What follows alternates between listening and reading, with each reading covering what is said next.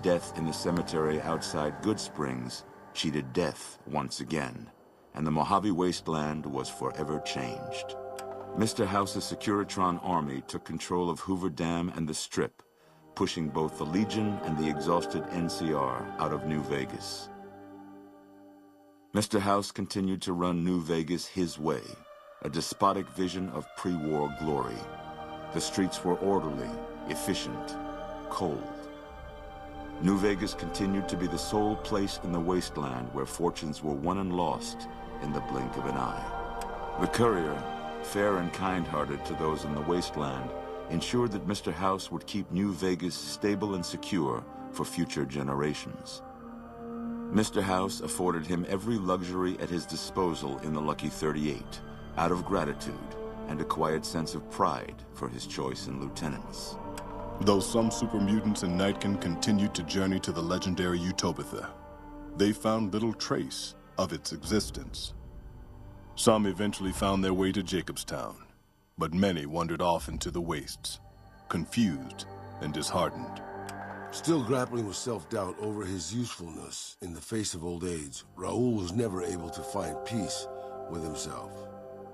Eventually, he left the Mojave and assumed a new name, as he had done so many times before.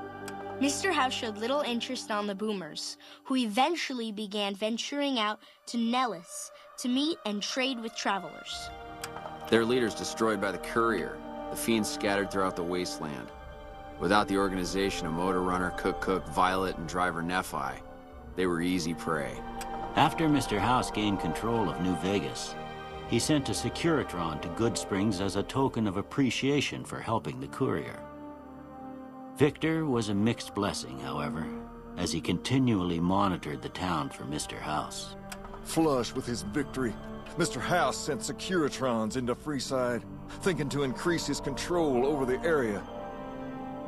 When fighting broke out, the Kings fought valiantly, but were no match for the armored killing machines, and were wiped out to the last man.